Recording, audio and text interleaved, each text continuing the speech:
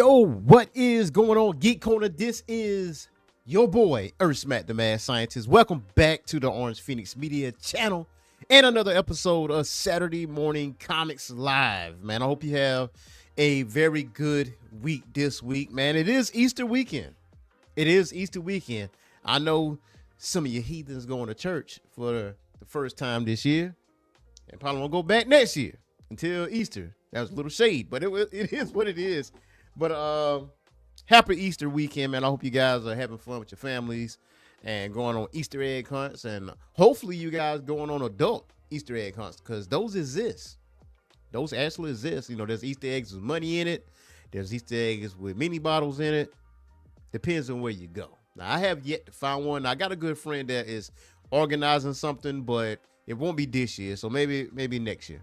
Maybe next year sometime. So I'll definitely check that out, man. Had a good week this week. I did manage to go to the comic book store this week and get some stuff from a pull list of things I was interested in. And this week also been really interesting because the missus is here this week along with the kid. So it is his spring break.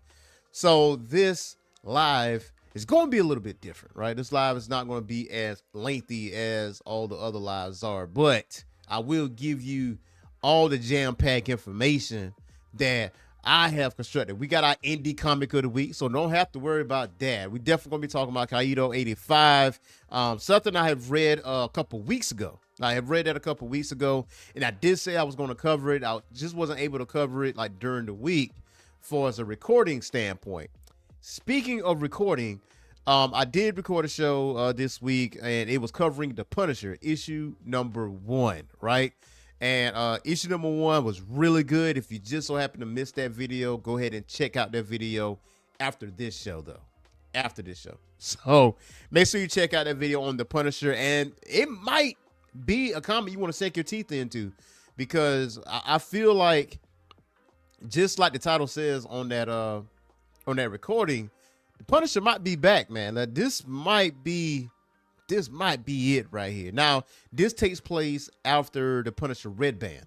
I did cover The Punisher Red Band, or at least issue 1 of The Punisher Red Band a few months ago. So this takes place after that. Now, it's still bloody, right? But it's not as bloody as the Red Band, because when it comes down to the Red Band, it's a little bit more graphic. That's why it's behind like the plastic casing, you know. But either way, this Punisher comic is really good. And there's a returning villain, and like a classic villain of the Punishers, and this is really a Punisher villain. So we'll see what happens with that. And this is an ongoing, for what I understand. This is not a mini. This is a ongoing. So, which is around the same lines as far as what's going on, especially in the MCU, because, you know, Daredevil Born Again season 2 is out right now, and in season 1, the Punisher was in that. So in May there will be a show, The Punisher, not a series. Obviously, it's like a one-shot type of thing. I don't know what time period it takes place. Probably during the time that he was taken prisoner by the Kingpin's team or whatever. Now, if you just so happen to miss the series of The Punisher, there is 2 seasons of that, right? There's 2 seasons of The Punisher. It's on Disney Plus. And if you want to catch up on Daredevil, it is on Disney Plus as well, because you can watch Born Again, right? You can watch Born Again season 1 and you might be okay.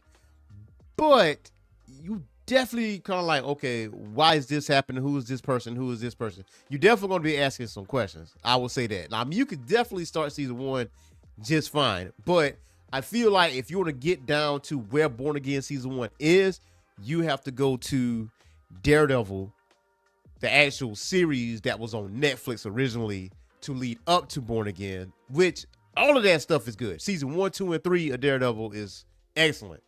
The infamous hallway scene with Daredevil, yeah, you definitely want to check it on that. And then after that, you want to check out The Punisher. That's I know me and the missus, we do watch some Marvel shows together, and I think the last one we actually watched together, I think Loki was the last one we watched together. Obviously, I don't watch Wonder Man.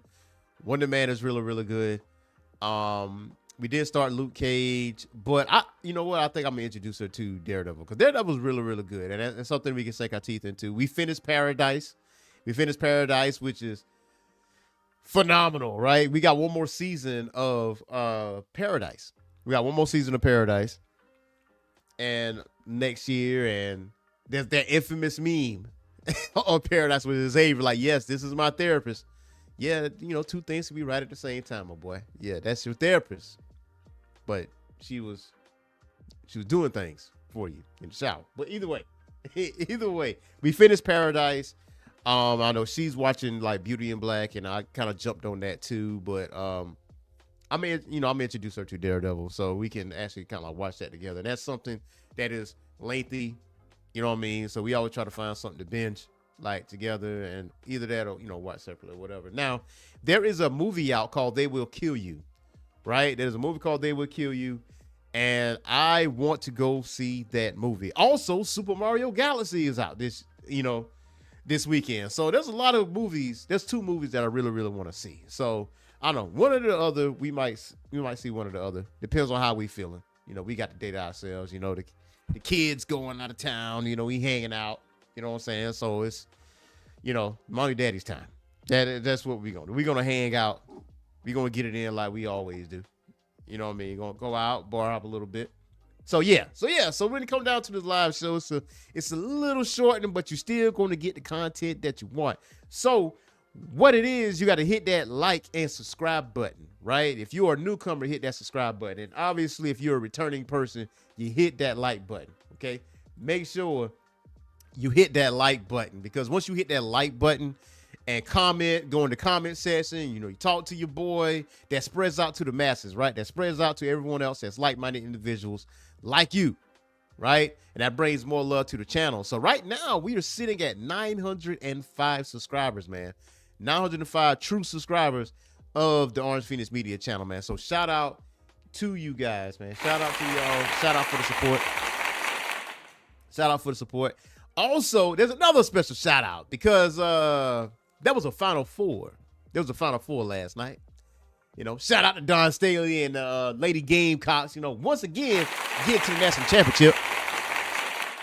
Now, I don't know what was going on with Gino, but Gino need to check himself. Like, I don't think he understands how South Carolina rolls when it comes down to Don Staley. Like, nobody talks greasy to Don Staley, right? Like, I don't know. He realized how close he was to an ass whipping, but he was very close to an ass whipping. See, the Philly came out of Dawn, right? So not only is Dawn from Philly, but she's now a South Carolinian too. And the fact that she brought us multiple championships, right? And the way she coaches and she walks around like the Soda City Market, walk around Main Street, nobody bothers her, whatever the case may be, but let you bother Don Staley. About to go down, man. It was about to go down. Like, it was, nah, that's something you don't do. That's something you don't do. So, Gino, you might want to check yourself, brother. You might want to check yourself. You might want to lower your case. Yo, what's happening? What's happening, man? Loyal subscriber out here, Mr. Akubulan. Shout out to you, brother. Shout out to you. But yeah, man, we had a good time, man. We watched the game together, and Don Staley and the Gamecocks, because a lot of people was concerned about UConn, playing us or whatever the case would be, but we weren't really concerned. Like, I mean, they was undefeated all season until they played Gamecocks. Now, at least they played the Gamecocks. That's when the real showed up. They were like, oh, we didn't have this kind of competition, but now we knew what it was. So they go to the national championship. And they got one more game to play, and we'll see what happens. And will we have a parade on Main Street or not? Now, I'm looking forward to the parade on Main Street. I'm just saying, man. Last time I've been to the national championship parade, it was packed solid. It was packed down. Main Street was just completely full. And, they went to the State House. Everybody piled up at the State House. And it was a good time. It was a great time. So looking forward to that again. But, got one more team to get by. And then at that point, it's another national championship. It is what it is. Gino, you might want to relax. But anyway, I went to the comic book store. And I did get a couple comic books. And these are two comics that I did get. Two comics that I did get. I did get Daredevil issue number 1. I did get Daredevil issue number 1. I will be covering Daredevil issue number 1 later on next week. I will be covering that.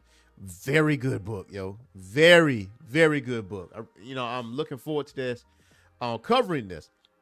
The other book that I did get was a Wonder Man, right? I did get Wonder Man. I did not read this book yet. Did not have opportunity to read this book, and this may be some people's first introduction to Wonder Man, and obviously Wonder Man on this cover looks a different shade than the one you see on Disney Plus, but that was just, a swap. That was just a swap at that point. But I mean, if it's a lot of people's introduction to Wonder Man, and this is being issue number 1 of Wonder Man, there will be a good opportunity to make, Wonder Man black. But Wonder Man is an interesting character. And I think because of the show of Wonder Man on Disney Plus, it got a lot of people interested on the character of Wonder Man. And one thing I will say about Marvel that they do well as far as Disney Plus is concerned, it takes obscure characters, right? Characters that are not typically in the main limelight when it comes down to comics, right? Like the Swordsman, right? The Swordsman was, like an obscure character, and he's in Daredevil, right? And I want to say he was on Hawkeye, if I'm not mistaken. Yeah, I want to say he was on Hawkeye. And also White Tiger. White Tiger was there too as well. So I know dealing with that unfortunate passing from season 1 with that, with the actor. But still yet though, they take obscure characters and put them in the forefront, and they're gonna get people interested in those said characters. And Guardians of the Galaxy, I always hark back to that because, unless you like in the trenches as far as, comics are concerned, not many people knew who the Guardians of the Galaxy were until we saw the movie. Guilty is charged. Okay. So when I saw Guardians, and which is one of my favorite Marvel movies, Guardians Volume 1, 2, 3, all those, mainly because of the music and everything else, it got people interested in Guardians again. People started, reading Guardians, like going back and reading like some old stories. And there was an animated series for Guardians of the Galaxy, and that was a James Gunn thing. And James Gunn is notorious for putting out obscure characters and making them shine, right? He's definitely notorious for doing that. Now with James Gunn is over DC now, and he's doing, I know he did Superman, he's doing Supergirl. A lot of people was gravitating towards Mr. Terrific that was in Superman, and Mr. Terrific really stole the show when it came down to Superman. He really stole the show. Even though the marquee says Superman, even though it said that, it was really Mr. Terrific.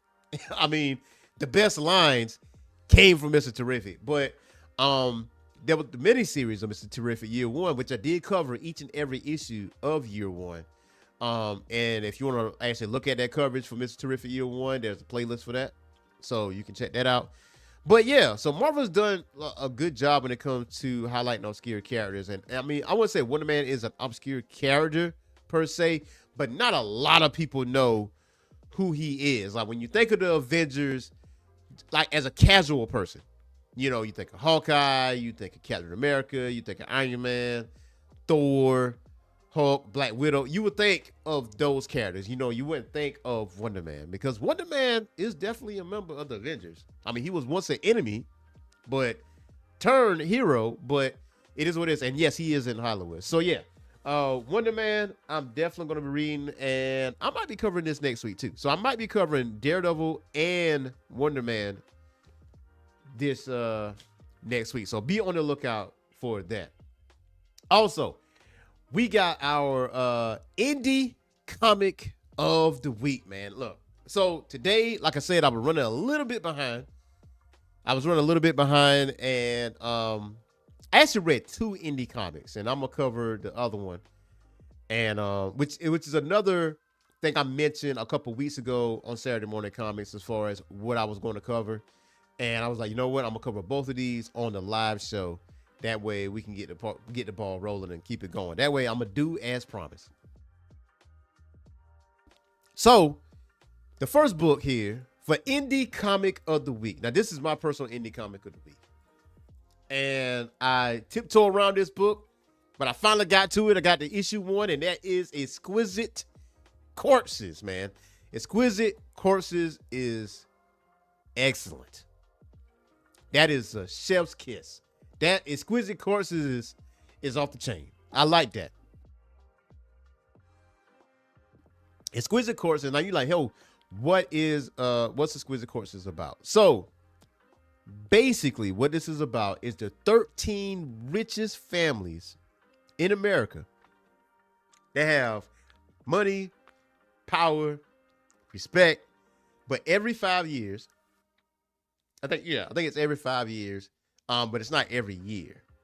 They pick out like this rural small town. They lock it down, and at these 13 families, they pull a card.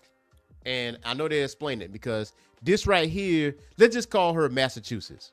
Okay. She's one of the states that's represented, right? And each of these families pick a killer, like an assassin, somebody to represent them. And they play in this tournament in this rural small town. It says in 1775, this goes back to 1775. It says the 13 richest families in America took the reins of power from their counterparts across the Atlantic, and they have ruled this country from the shadows ever since. What you know as history is a fiction performed for the masses. My family once ruled Massachusetts. That's as good as you'll get for the name for me, by the way. Cheers. So she also says that ruling didn't come easy. It took nearly a century of bickering and warfare to figure out which family rules over the rest. So every 5 years, we play a game on Halloween. It starts the year before. Each competing family draws one of the 12 cards representing a weapon used in every game since the first. And then we have the year to find somebody to wield that weapon, somebody dangerous. And basically the person she's talking to is like a killer. Like, yes, a killer. Like the ruling family's job is to find a small town in some lonely corner of America and seal it off from the rest of the world. The killers are dropped into the battlefield on Halloween night. They must hunt and kill each other until there is a single survivor. The family whose killer survives the end rules America until the next game. So that's how that goes. So basically, you got to be the last one standing. What this reminds me of, though, like when I read the premise of this, this before I read like issue number 1. This is before I read issue number 1. My first thought to this was Juni Taisen. There is an anime called Juni Taisen, but instead of like the richest families, you basically are the Chinese zodiac. Like you got the monkey, the snake, the dragon, you know, the ox, the horse, like stuff like that, right? But each of those killers are representative of their actual zodiac sign. So when they go out into the battlefield, the only thing is with that is that there are no civilians, right? It's just them. It's just them in that blockade, and they battle each other, and you get the last one. You become the last one standing, and you can get any wish that you want. Whatever wish that you want, it will be granted. But before, you know, they go out into the battlefield, it's like this giant, like black gem that they have to swallow, right? And I'm like, how are you able to do that? Like that, like it's virtually impossible. That's a choking hazard if it ever was one. But it's like if you ever run away, then you know you die and that kind of thing. So this is what this reminds me of, right? But this takes it a step further. Like there is, like an underlying issue going on, because when you look at Massachusetts right quick. Like if you look at Massachusetts, it seems on the surface, when I read issue number 1, right? Because I'm gonna read further. I'm gonna keep going. It seems on the surface when it came down to Massachusetts, even though she's part of the 13 richest families, she has some set of morals, right? Because the person that she hired is an assassin. He's like a former Navy SEAL. He does black ops. He does all these other things. So, basically when that killer wins, they get $100 million. So if you are a winner, if you are one of the killers that are picked by these 13 richest families and you win, you get 100 mil, right? But if you die, you get, I think you get $1 mil, but that mil gets sent to somebody that is close to you. That's how that works, right? Also, if that richest family did win, then they're ruling over the country for like the next 5 years. And then you're going to do this all over again, which is crazy. So if you pull a fire card, right? If you part of this richest family and you pull the fire card, you're going to have to find a fire-based assassin. So the first person that pulled up was New York. Now, some of these characters are on the nose when it comes like representative of the state. Like I didn't cast the screens of everybody, but New York was the first person to pull up. And they're like, yo, is South Carolina here yet? And also one of the characters, one of the richest families actually entered themselves in the tournament against the other serial killers, which is crazy, right? Which is crazy. So also I want to say that's Rhode Island right there. That was New York. And that's the person that he picks because he picked the rope. And this person, Recluse, he's a rope-based type of character, right? These are serial killers and assassins. So then North Carolina here, you got the Hammer. And I want to say, he got Rascal Rabbit, which is one of the assassins. This is New Hampshire, if I'm not mistaken. I could be wrong. And he got the Congregation. But this is Virginia, which is a little on the nose, right? This is a little on the nose. And Virginia presents Poison. That's the Poison card that she picked. And that's the killer that she has, is Nurse Pete. Like Nurse Pete has a body count, So now these people, and this is Georgia. So I'm like, you must be talking about Atlanta. So this is Georgia. And this is the character that's representative of Georgia. That has the killer representative of Georgia. So, and that's just a little bit of that, right? But I will say this comic is very interesting. I don't know who to root for. There is the M.A.S.K killer, which is on the front cover of the first issue. And it kind of makes you think like, okay, maybe this is the main character. You know what I mean? Maybe that's the main character. Who knows? Maybe the M.A.S.K killer is on the front cover to throw you off of the scent, because the way this thing is being presented, I can definitely tell you that this can easily be a show on HBO. Easily be a show on HBO, Amazon Prime, more specifically Amazon Prime, because when I think about the show The Boys and how graphic it is, Exquisite Corpses can definitely be on Amazon Prime, just like Invincible, just like The Boys, just like the way it's being presented, because it introduces the representative of the state, right? The richest family in that state, one of the 13 richest families, right? Which is a little on the nose because there was 13 territories, colonial territories before it was 50 states and all the other stuff. So that kind of tracks, kind of makes sense. So, and I get where they're going with that, and hopefully they kind of touch on that, but we'll see what happens. But when they introduce the family, right, or the representative of that family, they do like a little, I wouldn't say a full splash page, like a full page, but they do like some kind of splash page, like it's jumping out at you. There's a lot of colors, and I'm a visual person, right? Who's the person I'm thinking about? Okay, think about this. Suicide Squad. When they started introducing characters on the Suicide Squad with the one with Will Smith, they introduced Deadshot, right? And they had this graphic, like the name, and then what they specialized in.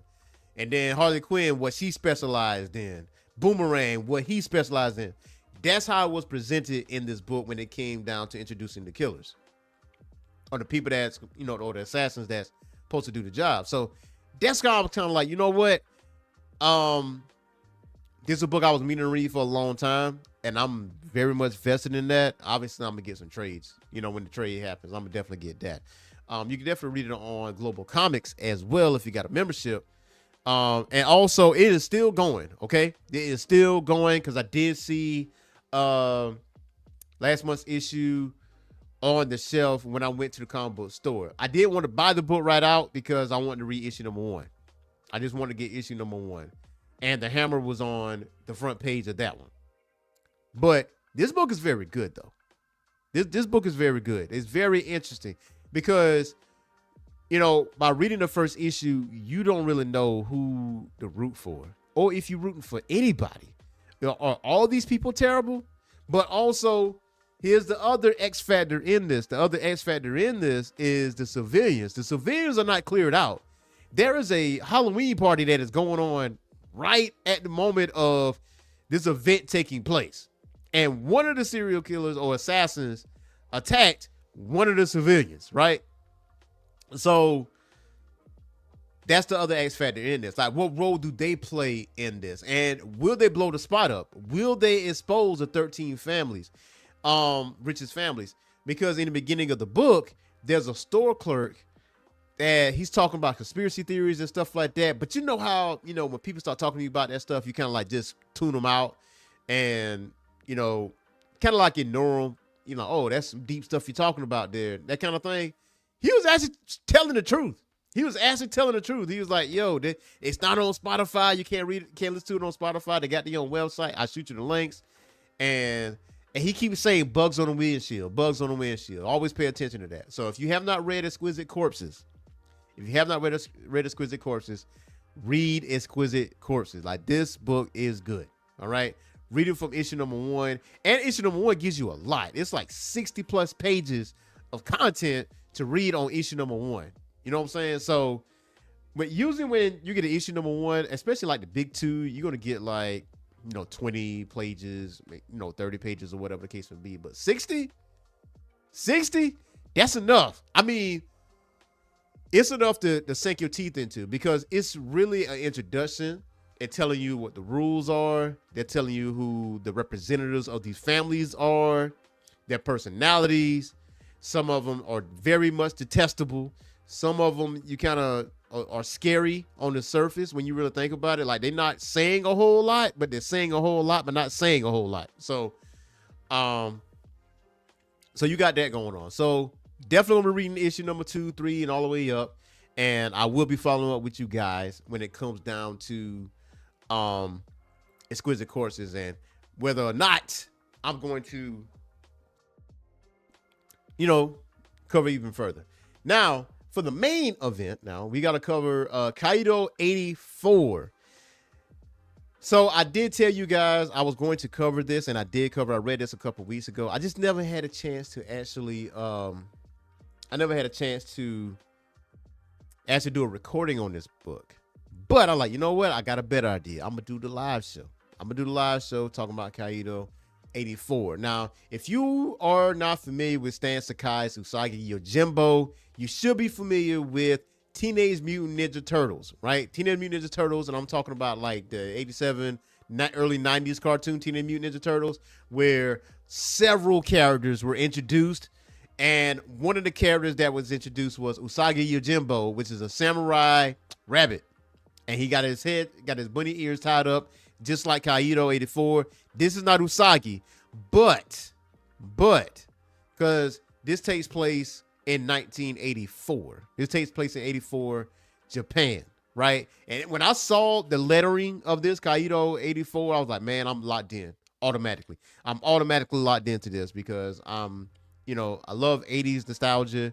And it kind of took me back. It made me think about Yakuza, one of the Yakuza games, Yakuza 0, which took place in the 80s.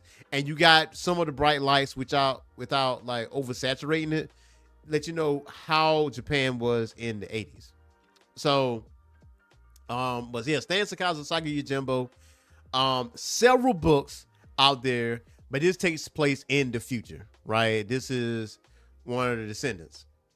Right. So Kaito is the name of the main character. One thing I will say is that I do love the artwork in this book.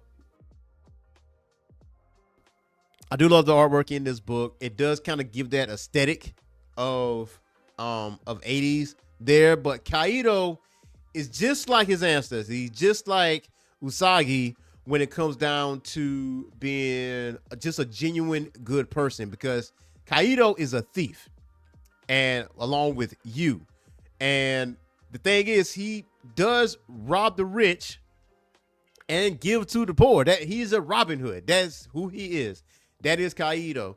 And he knows martial arts, right? And I was wondering, I was very curious how this book was going to portray, the descendant of, Usagi, right?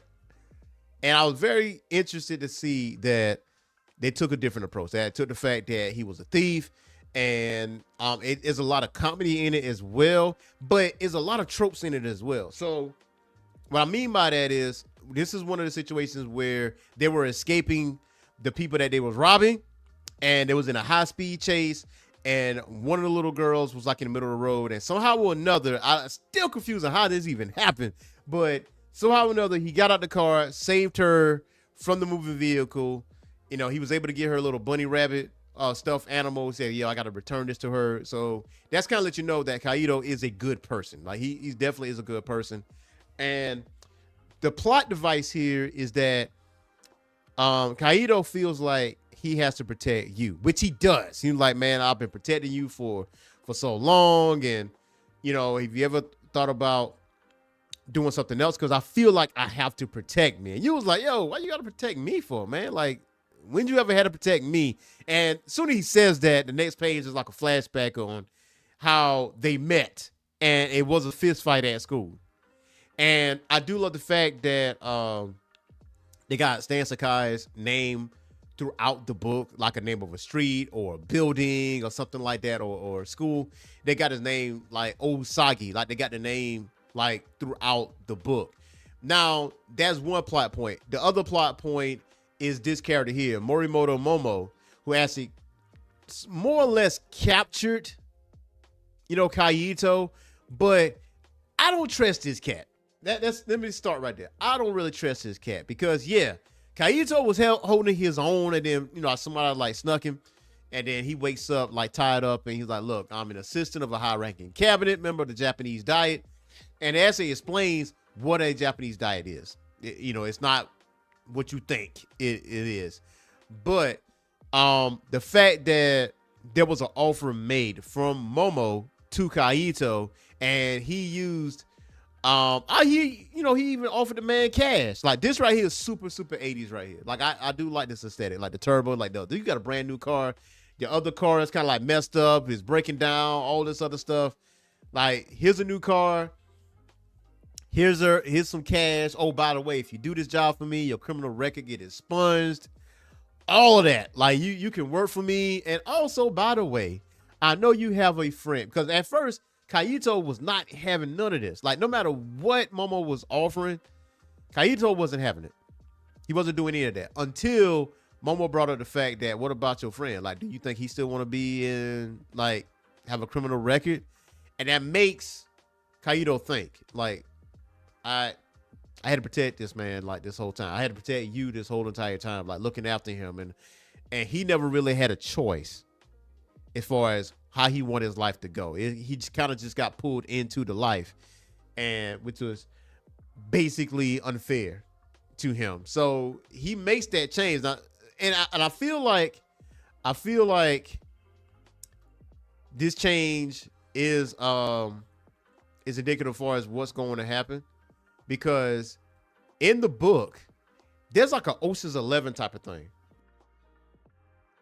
There's an Ocean's 11 type of vibe, because they have to pull a job. They have to steal this spear from this building, but he can't do it alone. He can't do it with just him and you.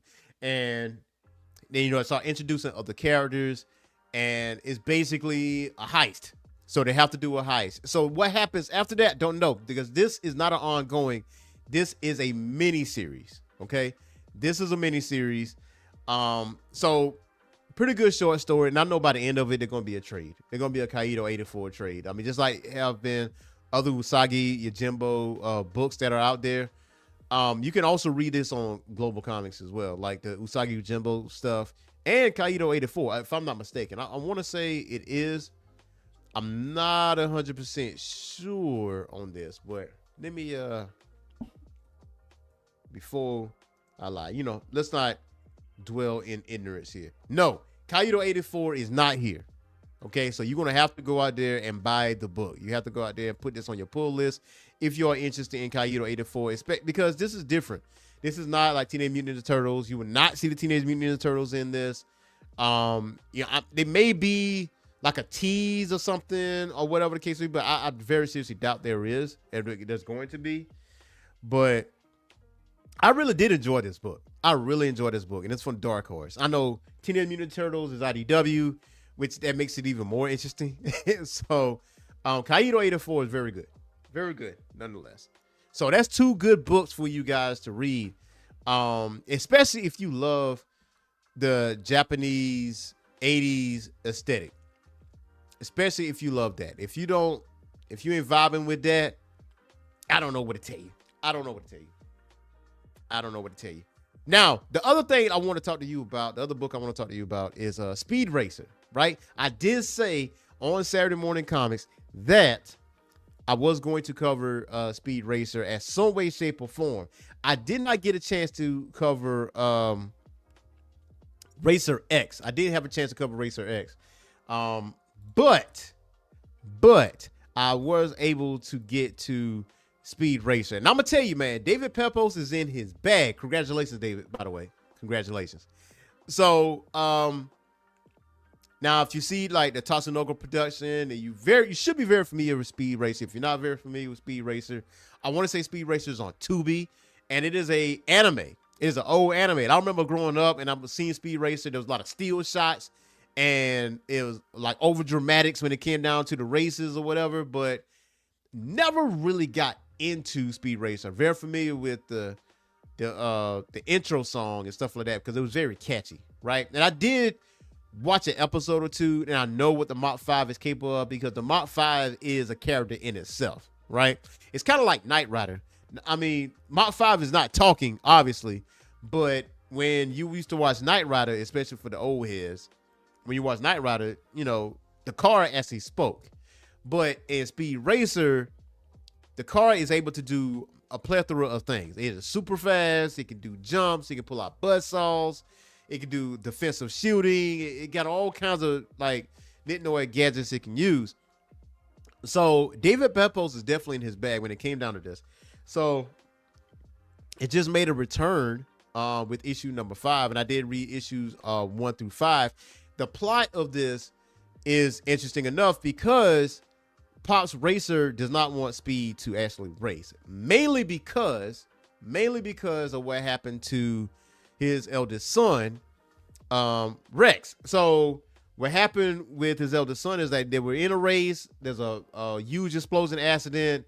Rex died, and now he has the car. He just don't let his son drive it. So what happens is there's a cat team. Now there's a villain team called the Cat Team, right? Rex joins the Cat Team, and they kind of do little flashbacks and stuff. But this Cat Team pretty much beat up on Pops Racer.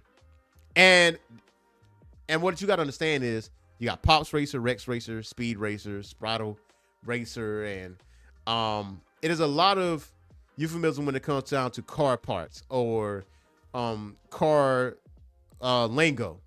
So when you have somebody's name, it could be like, you know, Erskmac Sprocket or something like that. You know what I mean? So that's how it kind of depicts itself. But it's not super cartoony because there is some dramatic appeal to it. So what happened is with the Cat Team pretty much jumped Pops Racer. But in the midst of that, Pops had a heart attack. So Speed puts Pops in the car, drives him to the hospital, like high speed chase. Everybody's chasing him. Obviously, the police is not going to catch the Mach 5. They're not going to do that. And this is the scene where the police actually, you know, catches up to him, put the cuffs on Speed Racer for speeding in traffic and all this other stuff. He said, listen, if I had to wait for an ambulance, my dad would have been gone. So that's what's been going on. But in the midst of that, Pops need a transplant.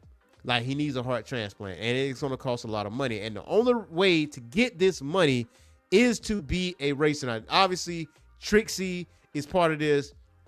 And if I remember correctly, y'all can correct me if I'm wrong. When I remember seeing Trixie in the old cartoon, or anime, excuse me. In the anime, it felt like she was a little bit of a damsel in distress. But here, she's a woman in charge, right? Like, she runs a company and she has her own racer and all this other stuff. And obviously, there's a budding romance between Speed and Trixie, but it don't do it over the top. They're not really over the top with it. You know, it's kind of like a slow burn when it comes to this. So I do love the fact that Trixie and Speed have this relationship, and also Racer X. Now, that's the most appealing character to me. It's not even Speed. It's not even the Mark 5. It is Racer X. That is the mysterious Racer X. Now, let's keep it a bean here. Okay, Speed Racer has been around for a very long time. If you don't know who Racer X is, I feel like even if it's your first time like reading like Speed Racer, right? You could guess who Racer X is. You know what I mean? Just by reading the first few issues. The one thing I do like about this comic is that Speed does not win every race, and you don't know if he's going to win the race or not. That's what I love about this book, because sometimes when you think about Speed Racer, because it feels like every race that I did see when it came down to the anime, he did win. You know what I mean? But with this, he doesn't win every race, because you're trying to win his way to the top, win his way to that transplant so he can give his dad that transplant so he can be 100% again. So you expect him to win every single race, right? And Racer X is like, yo, man, you talking that noise. How about you see me on the street? And if you win, I got this money. That pay for your qualifiers. And if you lose, I'm going to take your car. I'm going to take your car, fam. That's just how it is. So, and I love Racer S's car too. Racer S's car is crazy. It's crazy good. Like, it got these grappling hooks. It can hit corners. I like that car more than I like the M.A.S.K 5. I ain't gonna hold you. I know what you're gonna say, but yeah, I like Racer X's car more than I like the M.A.S.K 5. Is what it is. So either way, I do love this, and I'm gonna give you a little bit of a synopsis on this. I mean, Racer X ends up being like an ally somewhat of an ally when it comes down to racing, because this is not a typical regular race. When it comes down to the Formula X, they got weapons. They can use weapons. Your car can blow up at any time. Your car can get blown in half, sawed in half. It doesn't matter. Like, it's not just about speed. They always hype on that in this series, is that it's not about how fast you can go. It's about the driver, what you are able to do with your car. And when you read this book, it's high octane. It's high octane. And it kind of puts you in that adrenaline rush, especially if you're reading the book, because you feel like you got to read fast, right? It kind of gave me that notion, like when I was reading the books, like I had to read fast to like catch up as far as what's going on. Also, what this book does that is very good, it leaves you on cliffhangers, because at that point, I was reading it in succession. I was reading issues 1, 2, 3, 4, 5, right? Versus, okay, issue number 6 came out. Haven't read issue number 6 yet, but by the time I finish issue number 6, now I gotta wait on issue number 7. So I gotta wait for the new Speed Racer to come out. Now, if you want to sink your teeth into Racer X, obviously it's about a different author, and it's a story about Racer X. Now, that's a more, especially reading like the first few pages, it's more like espionage type, like Secret Scroll type stuff in a way.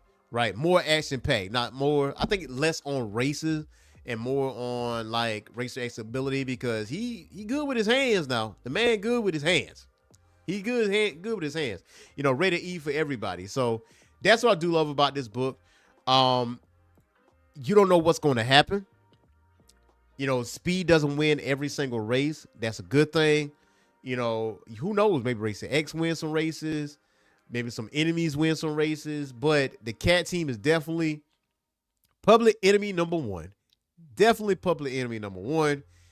And we see what happens, because once you beat another one, there's a stronger racer, and a stronger racer, a stronger racer, and a stronger racer. Now, if you do like racing anime, right? If you do like racing anime, I got some recommendations for you. So, first recommendation. Initial D. Straight out the gate. Initial D. Like, that's good from start to finish. It's not on Crunchyroll, right? However, it is on YouTube. It is on YouTube, stage 1, 2, 3, 4. I want to say it's five stages. Now, the successor to Initial D is MF Ghost. Now, that is on Crunchyroll. Obviously, you can watch Speed Racer. I want to say that's on Tubi. If you want to check that out. Oh, Amazon Prime too. Amazon Prime also has Speed Racer. Now, like I said, it's dated. It's dated animation. So take that with a grain of salt. You know what I'm saying? The story is still good. But the animation is dated. Initial D. I can't say the animation is dated because when they show like the car like speeding down, Japan, like doing the uphill and the downhill and stuff like that, it kind of goes to like the CGI kind of side of things. But you see the inside of the car with with the main character like shifting gears and all the other stuff. So, and also there's some music. The soundtrack is crazy. Got several video games spawned after that. So I feel like if you love racing anime, Speed Racer, Initial D, MF Ghost, that's it. Those are the ones that you can watch. I want to say Redline is, I want to say that's the name of the anime, and that's like super rich animation style, like super rich. So definitely want to check that out. So now we have some news here. And before we get up out of here, we got some news. And it is from another series. Now, you are very familiar with the Energon universe, right? You're very familiar with Void Rivals, G.I. Joe, Transformers, all part of the same universe, right? But there is now a new player, right? Not right now. Not a new player quite yet. But you will get a sneak peek on Free Comic Book Day, the first Saturday in May. Now, your boy is going to be at Free Comic Book Day. He's going to be at his LCS. He's going to be in there like swimwear because I got discounts. Okay, that's one thing you got to know about Free Comic Book Day. Is going to be several discounts when it comes to books. You're like 10-15% off when it comes down to older titles and stuff like that. So this, if you're trying to get into the comic book space, Free Comic Book Day is it. Okay, Free Comic Book Day is it. That's where you get your comics. That is where you get your comics at. So I will say, the news here is about M.A.S.K. Now, some of y'all are very familiar with M.A.S.K. And it says Skybound and Image Comics in collaboration with Hasbro shared a first look at M.A.S.K. issue number 1, the debut issue of all new Energon Universe series by an old friend, Dan Waters, Pi Par, colorist, Pierluigi Castellino, letterer, Russ Wooten. Launching in June. Okay, Bleeding Cool broke the news of this comic book series out of Comics Pro. Now it's joining Transformers and G.I. Joe in the shared Energon universe. Oh yeah, and you're getting, if you want, in the first Energon universe blind bag program out on Wednesday, the 10th of June, with a preview of on Free Comic Book Day, Saturday, the 2nd of May. Now, blind bags. Now, I got to tell you, before we jump further, I got to tell you about blind bags. Blind bags are essential. I do love the concept of blind bags. Now, I do have a blind bag right now, Battle Beast, right? What a blind bag is, if you don't know what it is, what a blind bag is, you get a comic book in this plastic bag. You don't know what's in it. You don't know what cover it is. You don't know, right? You have an option to open that blind bag and see what's in there, or to not open the blind bag and see what's in it. Not see what's in it. Because when you have a blind bag of a certain book, especially if it's a high commodity book, then people will pay high dollar for that blind bag, not even knowing what it is, right? It's kind of like when you collect trading cards and that last card is supposed to be like, the valuable card and stuff like that. If you ever seen Kane's Collectibles on Netflix, it kind of like talks about that a little bit.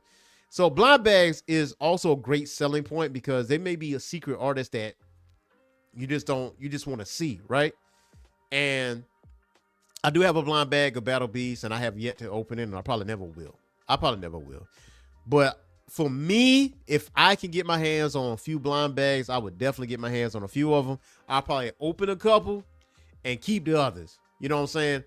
But blind bag is a good promotion, okay? Because that kind of gets people and collectors, to go out and buy these books. And not only get a blind bag, but you actually get a book that is not in a bag, right? So great selling point. I feel like that's good marketing strategy, to be honest. Because you're going to get people that add this on their pull list. So just to FYI. So back to this. These are some of the covers. Like look here. I'm going to tell you right now. This first row, this first three, I'm going to need that. Because the main character is black man. Who knows? Main character is black man. Now, I'm not super familiar with the show M.A.S.K, right? I think what I'm going to do is do some heavy research on it and just and talk about it maybe next Saturday or the Saturday after, and I just have that part of the main event. I just talk about the show and, trying to gear people up to watch this because I'm going to have to pay for that. I'm going to actually have to pay for that season. I want to say it's on YouTube, but I'm going to have to watch it, from there. But yeah, so this cover here, and this cover I want. What's funny about it, when I was a kid, I actually had this car.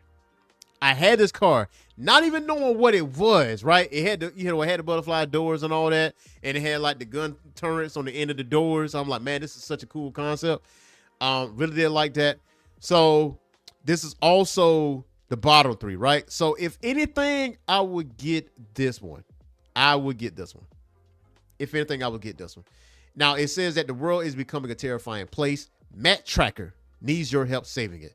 Enter M.A.S.K, a network of specialists ready to respond to the next global emergency at a moment's notice. Tracker and his agents can deploy bleeding-edge technology that converts their vehicles and their drivers into the ultimate weapon. But Miles Mayhem and Venom are one step ahead in a secret arms race, scouring the globe for deadly weapons from the planet and beyond. Ready to sell out the entire human race.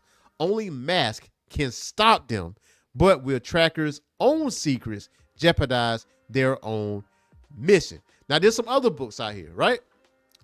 So this a cool book right here. Cool cover. There's a bunch of covers that I really want, man. This is crazy work, man. It said, in addition to the main cover by Pi Par, the lineup of variant covers for M.A.S.K #1 includes open to order covers by J. Scott Campbell, Cedric Poulat, Mark Spears, Energon Universe 3rd Anniversary Connected covers by Tom Riley, Adriano Lucas, and Central variant covers by Kyle Gu, E.J. Sue, John Boy Myers, Joshua Casera, Romulo Fajardo, Daniel Warren Johnson, and Mike Spicer. Blank sketch covers featuring M.A.S.K and Venom, foil covers by Pi Par, J. Scott Campbell, and die cut foil M.A.S.K covers by Pi Par, Luke Priest, Andres Juarez. M.A.S.K #1 also features a first ever Energon Universe blind bag program that allows fans a chance to get any of the solicited covers from A through K, intermixed at varying degrees of rarity that mirror existing ratios. However, there are 3 rare surprise Energon Universe comics that can be found in these blind bags. Those surprise, all caps comics would not be publicly announced in advance of the issue release. Oh boy.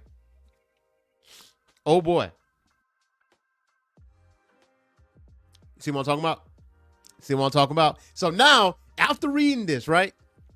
You go into your LCS and do some pre-orders, right? You're going to get some pre-orders in there. Like, yo, I'm going to need some blind bags, fam. I'm going to need that. I'm going to need them blind bags because I don't know what's going to be in there. Because also with this, from the collector standpoint and also from person that actually want to read the book, I am the proponent of both. Like, I'm going to read the book and there's going to be some blind bags that I will not open, right? But I'm going to give this book my support. Because I do love the art style and I love the main character that's on the front. So, you know what I'm saying? Like somebody that look like me. So, good marketing strategy. Great marketing strategy when it comes down to this. It says, in celebration of M.A.S.K arrival in the Energon universe, Skybound and Hasbro will feature an exclusive first look at M.A.S.K in the Energon universe. Special 2026, a free comic book day issue releasing Saturday, May 2nd. The special issue will include 4 all-new stories from the Transformers, G.I. Joe, and Void Rivals, and will serve as the first official glimpse into Dan Waters and Pied Parr's M.A.S.K. M.A.S.K is the latest addition to the historic collaboration between Skybound and Hasbro, a new part of the shared Energon universe that features ongoing series Void Rivals by writer Robert Kirkman, Invincible: The Walking Dead, artist Andre Brisson, Destro, colorist D. Knief, The Wicked and the Divine, the 2-time Eisner Award-winning Transformers by writer Robert Kirkman, artist Jason Howard, The Astounding Wolfman, colorist Mike Spicer, and G.I. Joe writer Joshua Williamson, A Superman: The Dark Ride, artist Andrea Milana, and colorist Lee Lowridge. So this is like the sneak peek of it. I like the art style. I'm digging the art style, man. I'm gonna tell you right now. If I ever come across a car that's just remotely similar to that, I want to cop that. I want to get that book right there. I want to get that. So now he's being chased. He's like, oh yeah, okay. I'm loving this. The fact that we got a black main character, man. I like this. I'm digging this. I am digging this. Yeah, I'm gonna have to get the show. I'm gonna have to watch the show because I want to get like very much immersed. I know the main character on the show is not black. I know that. But I'm gonna immerse myself into the show, right? So by the time this comic comes out, I'm well versed in the lore of M.A.S.K, so I can go ahead and read that. So look at all these variant covers, though. You see this? Woo, man! All these variant covers. This is nuts. This is nuts. But to see like the sneak peek as far as the free comic day. So what I would suggest to you is when you go to your LCS, when it comes down to free comic day, just talk to your store clerk with your LCS and like, hey, I know free comic day is coming up. I want the Energon Universe Skybound free comic day like on my pull list. Like I want that because with let me tell you something about free comic day. There are a stack of books that are going to be free 99, right? You could just pick up, boom, got them, right? That LCS, your comic book store is going to be full that day. Okay? Do not chance that. Go ahead and talk to your LCS store clerk, the manager, like, yo, I'm going to need y'all to get this book, put this on my pull list. Because if you don't put it on your pull list, if you don't put it like on your back orders or whatever the case may be, the people that probably don't ever go into a comic book store until free comic book day, you're not going to get that book. You're not going to get that free comic book. Preaching to the choir, like speaking from experience, because I had no idea there was a 2000 AD Judge Dredd free comic book last year, right? Missed out on that. That was the first stack of books that was gone. The first stack of books that was out of there. And I was pissed about that. Now, there are other books that was available, like Gundam Wing and stuff like that. I was able to get that. But the book that I really, really wanted was the Judge Dredd one. I really wanted the Judge Dredd one, but did not get my hands on that. And sometimes people get those free comic books, especially the ones that are really, really good, and resell it. Somehow, some way, they resell it. I don't know how. I don't know why. I'm like, why would you? How is that possible? How is that possible? So either way, go to your LCS. Let them know you want M.A.S.K on your pull list. You want the variant covers on your pull list. You want the blind bag on your pull list. If you want that.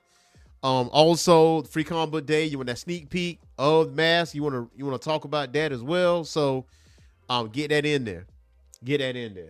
So check it. That is our show for today, ladies and gentlemen. You already know what to do. You got to hit that like and subscribe button and that notification bell.